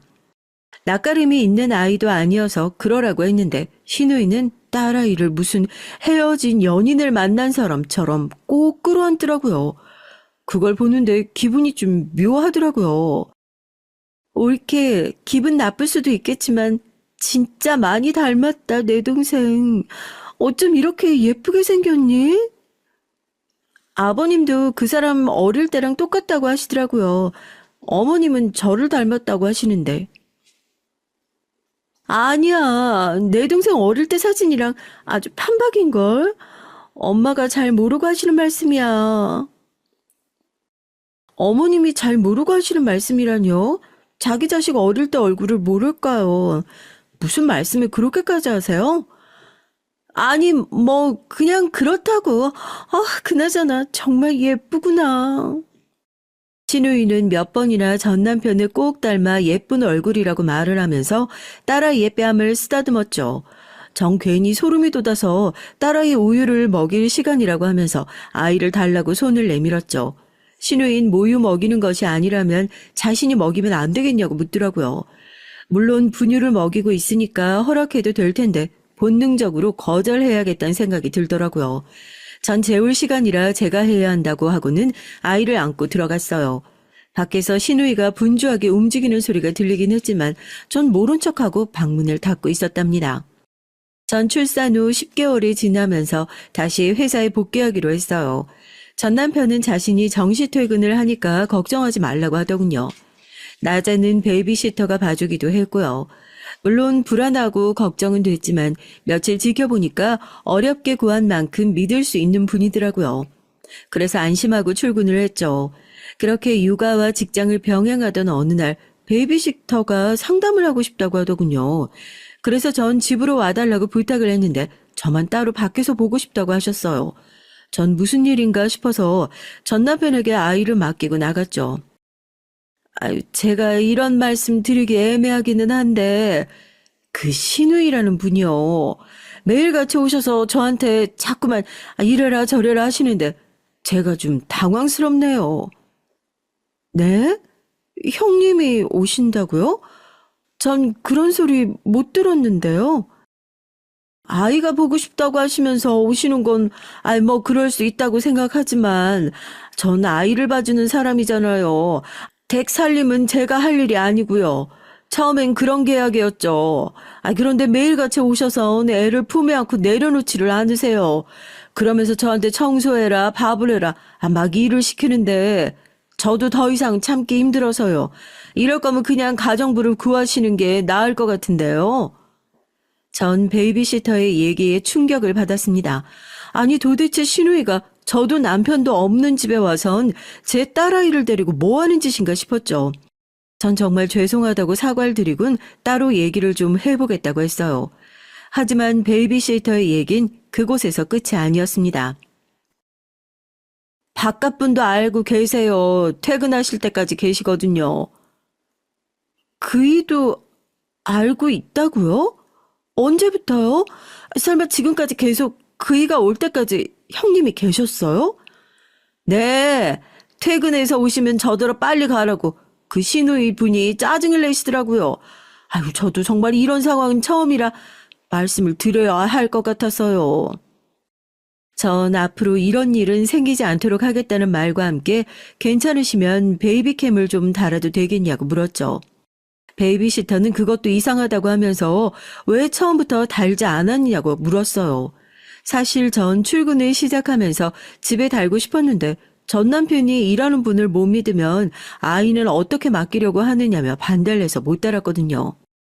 베이비시터를 만나고 돌아온 전 남편에겐 비밀로 하고 아기 침대에 있는 방에 캠을 달아두었죠. 물론 표시나지 않게 말이에요. 그리고 달아둔 지 3개월 만에 전 베이비시터가 말하는 것이 무엇인지 알 수 있었답니다. 캠을 단 다음 날 바로 신우이가 화면에 잡히더라고요. 신우이인 딸아이를 보자마자 혀 짧은 소리를 내면서 품에 안더니 너무 보고 싶었다고 아주 난리도 이런 난리가 없더라고요. 거기까지도 전 아이를 예뻐하는구나 하고 넘어가려고 했어요. 그런데 신우인 아이를 안아들고는 엄마라고 해보라면서 자꾸 말을 시키더라고요. 정말이지 충격이 아닐 수 없었습니다. 아니 감히 제 딸아이를 안고 엄마라고 불러보라니 이게 말이 되는 소리냐고요. 전 신우이가 눈앞에 있었더라면 당장이라도 달려들어서 머리채를 잡아 비틀고 싶은 기분이었습니다. 하지만 신우인 그 다음 날에도 또 그 다음 날에도 캠에 계속 등장을 하더라고요. 베이비시터의 말처럼 매일 와서 아이를 안고는 베이비시터에게 화를 내더라고요. 아이 침대에 깔아둔 이불은 왜 이 모양이냐부터 시작해선 아이가 입고 있는 옷은 왜 이렇게 싸구려냐고 투덜대기도 했고요. 심지어 딸아이의 밥은 자신이 알아서 할 테니까 점심이나 제대로 차리라고 하면서 음식 간이 싱겁다고 짜증을 내기도 했죠. 정말 정신이 아득해지는 기분이었습니다. 전 그날 밤 전 남편에게 말했어요.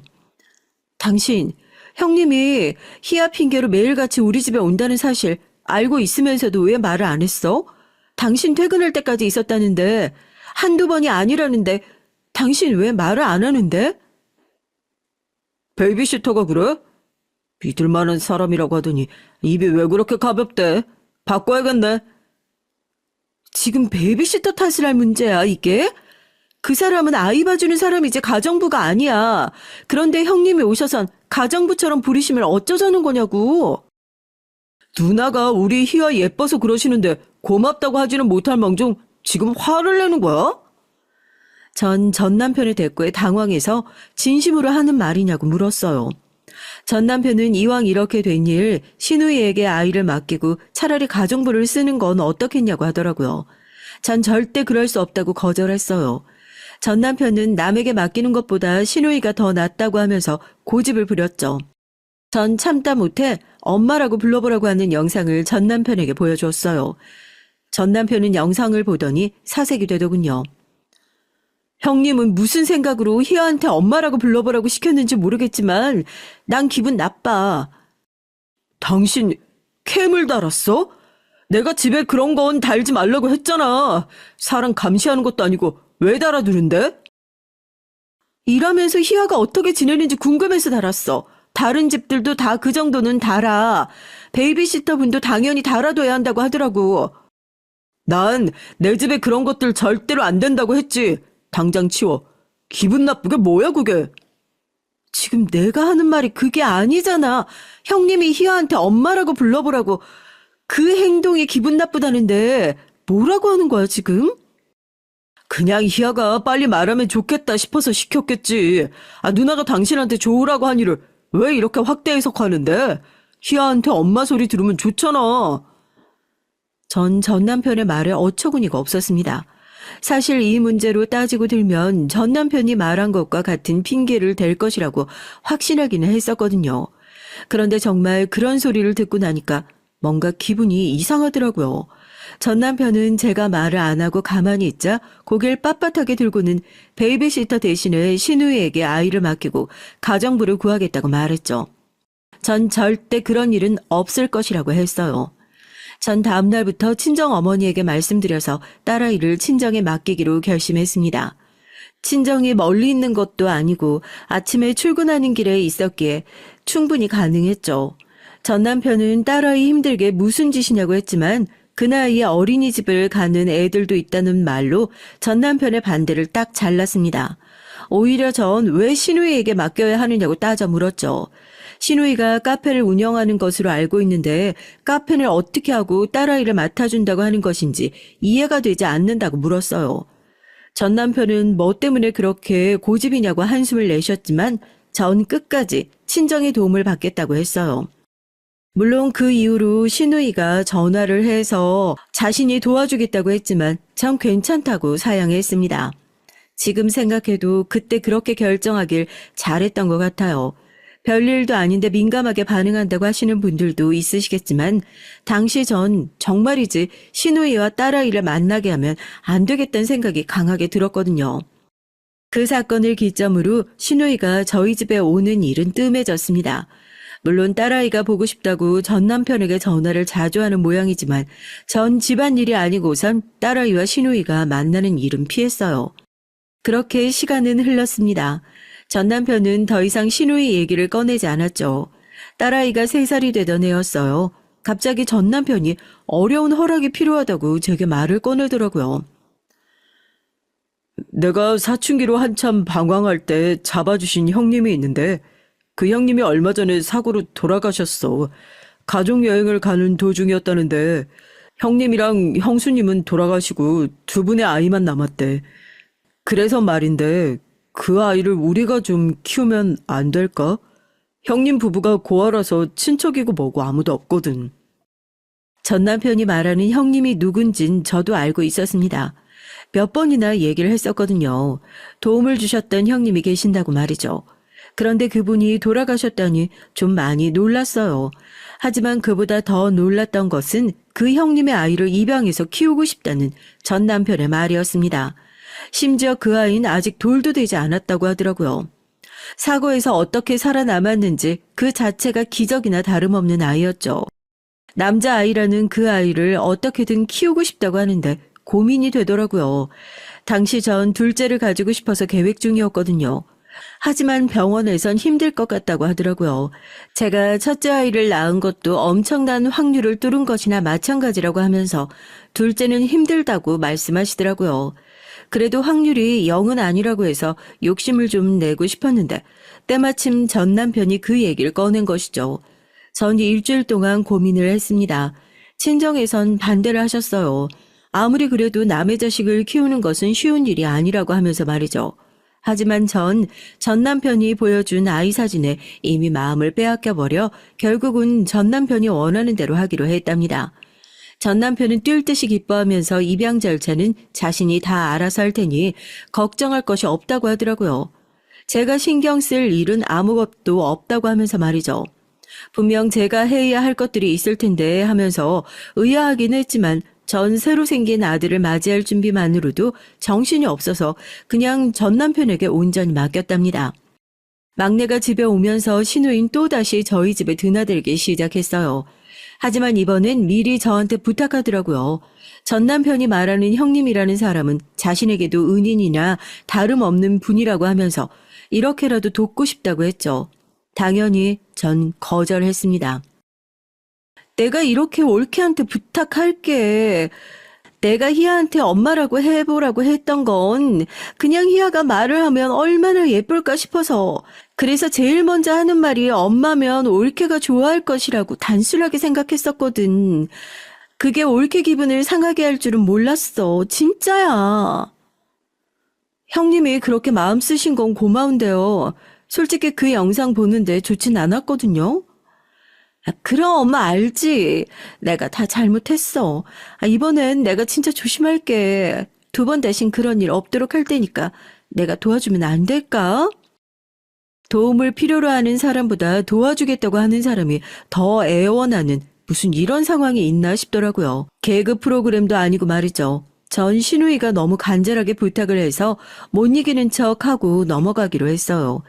딸아이는 어차피 어린이집 종일반을 다니고 있었고 저도 딸아이가 하원 시간에 맞춰서 퇴근하고 집에 재택근무를 하는 중이라 잠깐은 괜찮겠다 싶어서 신우이의 제안을 받아들이기로 했죠. 신우인 약속했던 것처럼 정말 별다른 말도 없이 막내를 잘 챙겨줬습니다. 가끔 딸아이가 아파서 어린이집 조퇴를 하는 날이면 저 대신 2아이를 꼼꼼하게 챙겨주었고요. 집에 캠을 달아두었는데 캠으로 봐도 별다른 특이점이 없더라고요. 전 내심 신우이에게 고마운 마음이 들기도 했습니다. 제가 배 아파 낳은 자식은 아니지만 막내는 정말 눈에 넣어도 아프지 않을 만큼 예뻤어요. 가족끼리 나가면 다들 남매가 부부를 참 많이 닮았다는 얘기를 하더라고요. 피 한 방울 섞이지 않은 막내가 우리 부부를 닮았다는 얘기에 내심 다행이란 생각도 들었고요. 그 말이 얼마나 무시무시한 소리인 줄도 모르고 좋아하기만 했죠. 해가 바뀌고 저는 바로 막내도 딸아이가 다니는 어린이집에 보내기로 했습니다.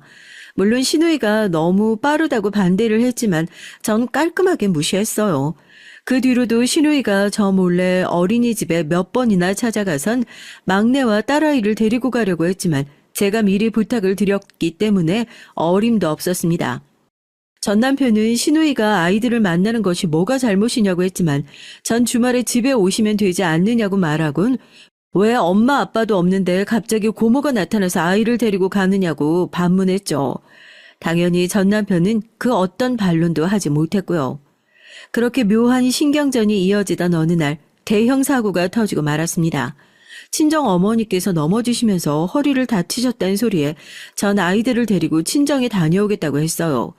전 남편은 힘들게 둘을 어떻게 데려가느냐며 막내는 자신이 보겠다고 했어요. 사실 어른으로서 그렇게 나오시면 안 되지만 친정 어머니께선 막내를 꺼려 하셨거든요. 뭔가 단정 지을 수는 없지만 꺼림칙하다는 표현을 쓰셨고요. 그 때문에 저하고 많이 싸우기도 했답니다. 그런 상황이었기에 전 남편의 권유대로 딸아이 손만 잡고 친정으로 갔습니다.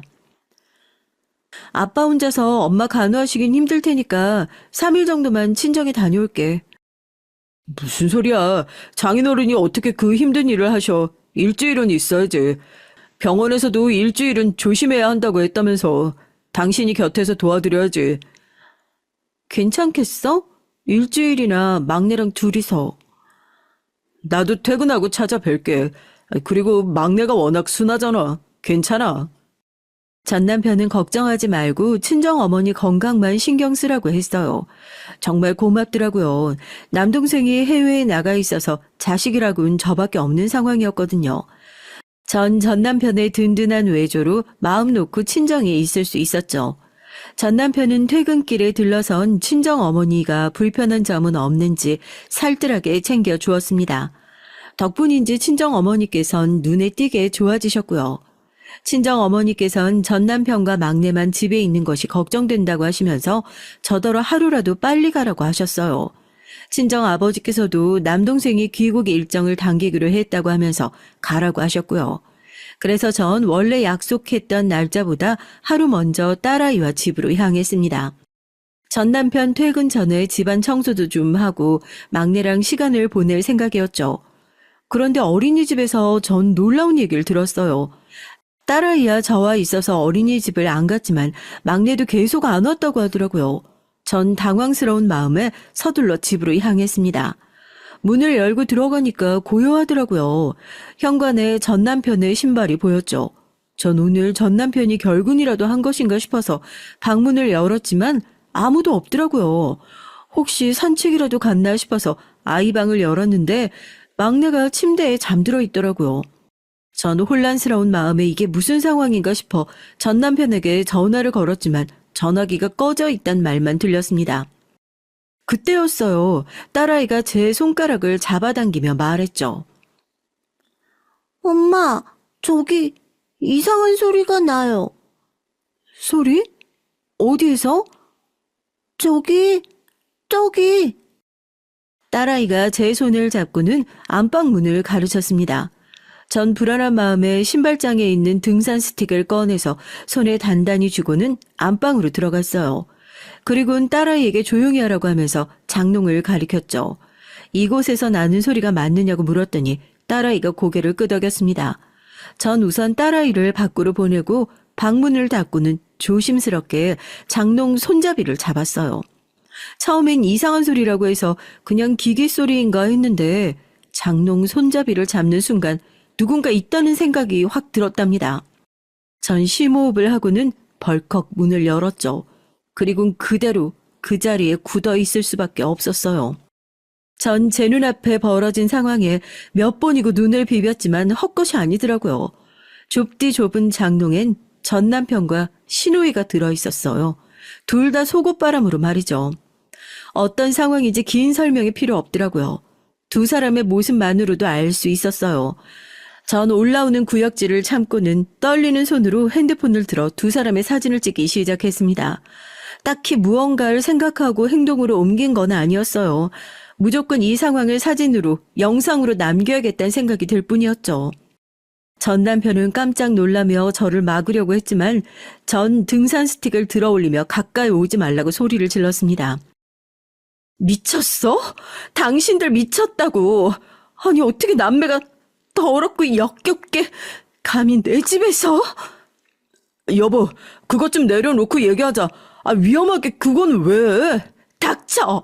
이 짐승이랑 내가 무슨 말을 해? 이 상황에서 무슨 말이 필요한데?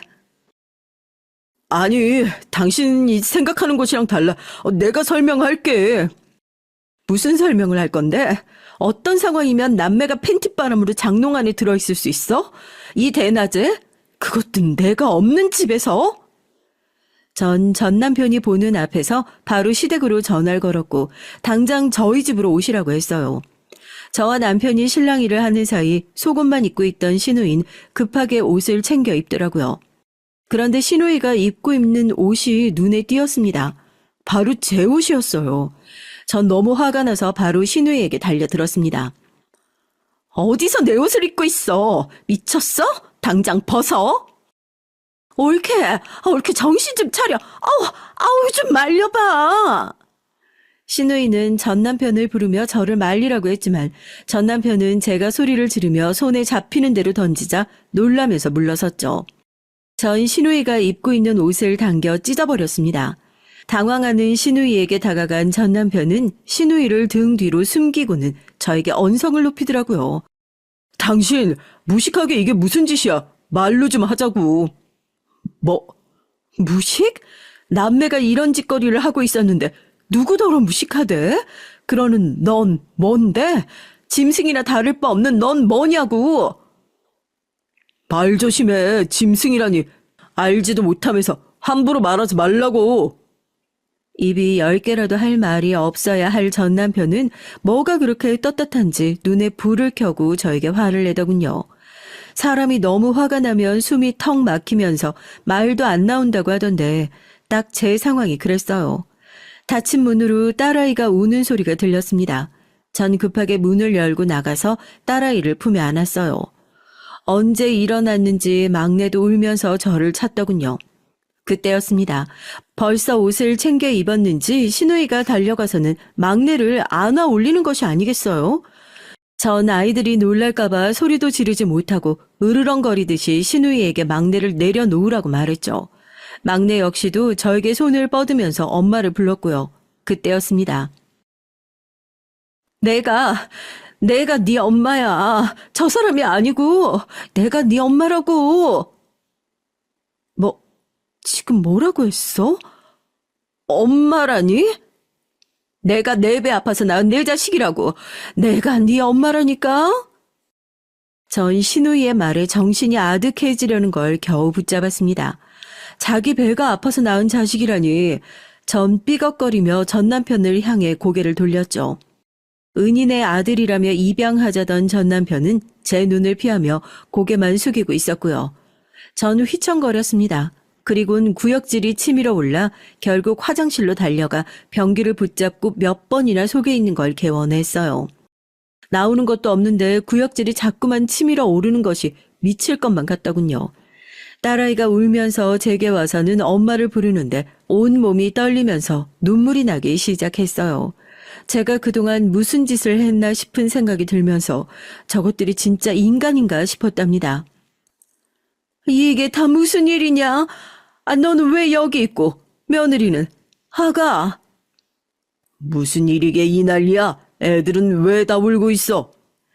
시부모님의 등장에 딸아이는 울면서 엄마가 아프다고 난리였죠. 시어머니께서 놀란 얼굴로 오셔서는 저를 부축해 주시며 무슨 일이냐고 하셨어요. 전 순간 과연 시부모들이 전 남편과 신우이의 관계를 몰랐을까 생각이 들더군요. 전 부축을 밀쳐내며 말했습니다. 2분 알고 계셨죠? 이 사람이랑 형님, 2사람이 어떤 관계인지 알고 계셨죠? 그렇죠? 저의 확신에 찬 말에 시아버지께서는 2눈을 질끈 감으셨어요. 시어머니께선 전 남편과 신우이를 번갈아 바라보면서 이를 꽉 깨무셨고요. 그 모습에서 전 대답이 필요 없다는 생각이 들었죠. 떨리는 손으로 딸아이를 품에 안고는 벌떡 몸을 세웠습니다. 시어머니께선 설명을 하겠다고 하셨지만 전 더러운 손들 다 치우라고 하면서 현관으로 걸어갔어요. 내가 먼저였어. 우리 사이에 끼어든 사람은 너였다고. 더럽다고? 우리가? 우리가 왜 남매야? 피 한 방울 섞이지 않았는데 우리가 무슨 남매? 뭐라고? 그게 무슨 소리야? 피가 섞이지 않았다니? 우리 부모님이 재혼을 하시면서 남매가 된 사이야. 전 남편은 담담하게 시누이와 두 사람의 관계에 대해 말을 했습니다. 중학생 때 시부모님이 재혼을 하셔서 가족이 되었다는 말과 함께 두 사람 사이가 보통의 관계가 아니라는 것을 알게 된 시부모님이 두 사람을 떨어뜨리기 위해서 시누이 결혼을 강행했다는 것. 그런데 시아주버님이 해외로 발령받으면서 두 사람이 다시 눈을 피해서 만나기 시작했다는 것까지 제가 결혼하기 이전의 모든 상황에 대해서 말했죠. 시부모님은 한숨을 쉬시면서 두 분은 막내에 대해선 정말 모르고 있었다고 미안하다고 하셨지만 전 도저히 믿을 수 없었습니다. 전 남편과 시누이는 마치 자신들이 슬픈 로맨스의 주인공인 것처럼 말했지만 제 귀엔 막장 드라마에서도 나오지 않을 그런 더러운 관계일 뿐이었죠. 전 더 이상은 얘기하고 싶지 않다고 하면서 급하게 자리를 벗어났습니다. 친정에는 언제 들어왔는지 한국에 도착한 남동생이 있더군요. 전 남동생의 얼굴을 보자마자 참았던 울분을 터뜨리며 모든 얘기를 다 해버렸어요. 친정 식구들은 무슨 이런 미친 경우가 있냐며 화를 내다가 막내의 얘기에는 당장 찾아가 전 남편이고 시누이고 가만히 두지 않겠다고 길길이 뛰었습니다. 친정 어머니께선 자신이 뭐라고 했느냐며 막내를 보는데 기분이 좋지 않았다고 하시면서 한숨을 내쉬셨죠.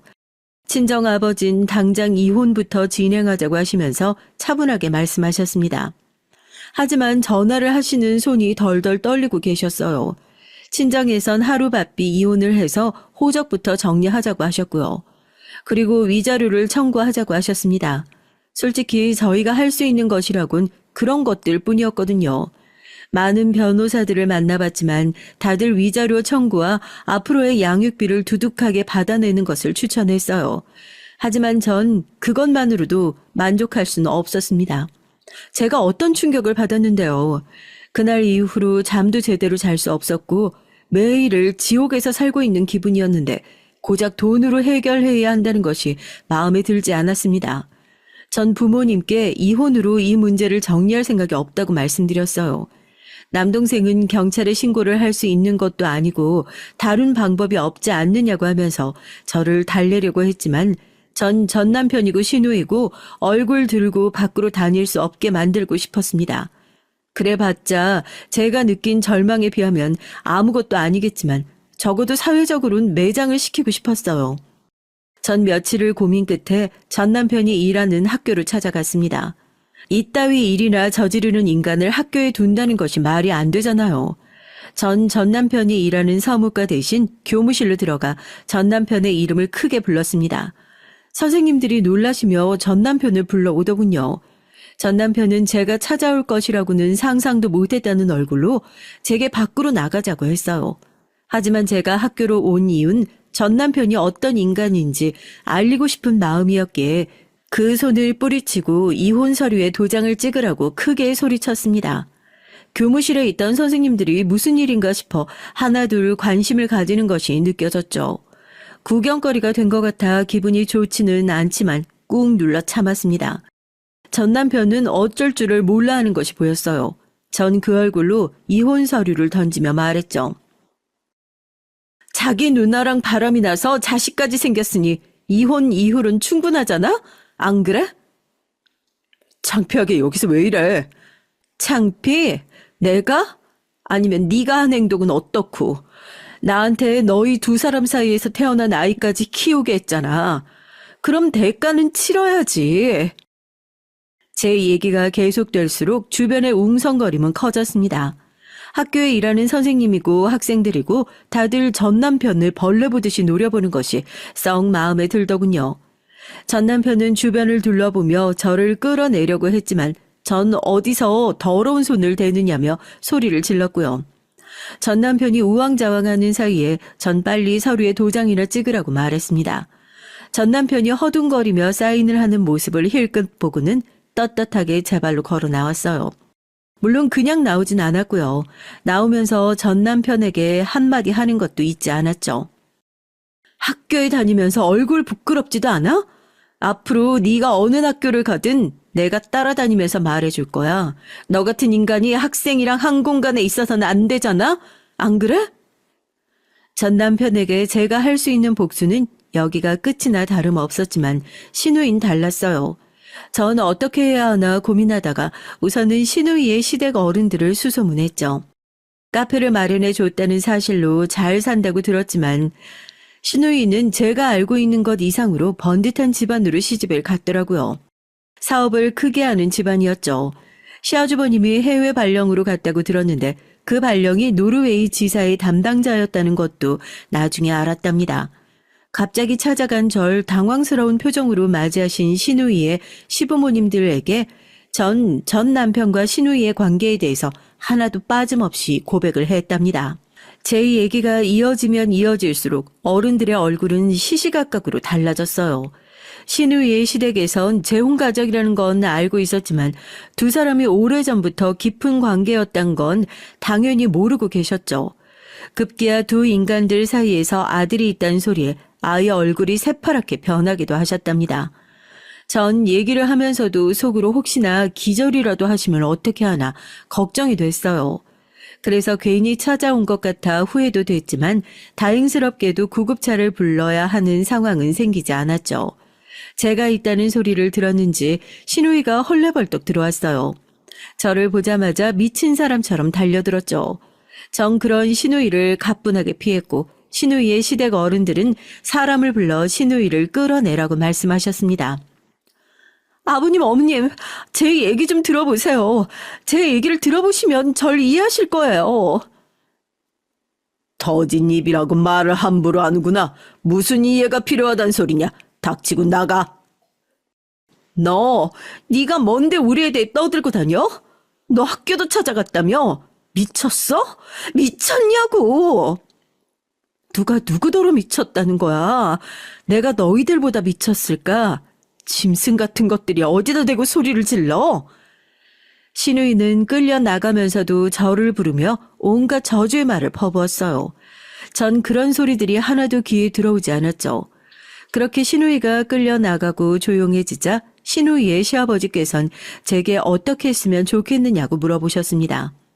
전 두 사람이 저지른 행동에 맞는 결과를 보길 바란다고 답했어요. 그렇다면 길게 생각할 것도 없이 나머지는 우리에게 맡겨요. 내가 무슨 수를 써서라도 내 자식 인생에 똥물 끼얹은 그것들 용서하지 않을 테니까. 그쪽이 원하는 것 이상으로 내가 해주겠소. 그러니 힘들겠지만 모든 것을 잊으시게나. 딸도 있다고 들었는데 딸아이를 위해서라도 털어내길 바라네. 전 냉정하게 말하는 그분들을 믿고 기다리겠다고 하고는 자리에서 일어났죠. 그 뒤로 무슨 일이 벌어졌는진 충분히 상상하실 수 있을 겁니다. 전 남편이야 당연히 학교에서 잘렸죠. 거기다 시누이 시댁에서 손을 썼는지 이미 소문이 파다하게 나서 그 어떤 학교에서도 일을 할 수가 없을 정도가 되었답니다. 시누이의 이혼은 당연했고 시누이가 하고 있던 카페는 물론 살고 있던 집까지 몽땅 다 빼앗겨 그대로 길거리로 쫓겨났다고 들었어요. 그것으로 성에 차지 않았지만 앞으로 두 놈들 인생이 순탄하지는 않겠다는 것에 만족하기로 했습니다. 복수를 하고 나면 시원할 줄 알았는데 오히려 더 갑갑하더군요. 그 긴 시간 동안 속아 넘어갔다는 것이 자꾸만 제 숨을 조여왔어요.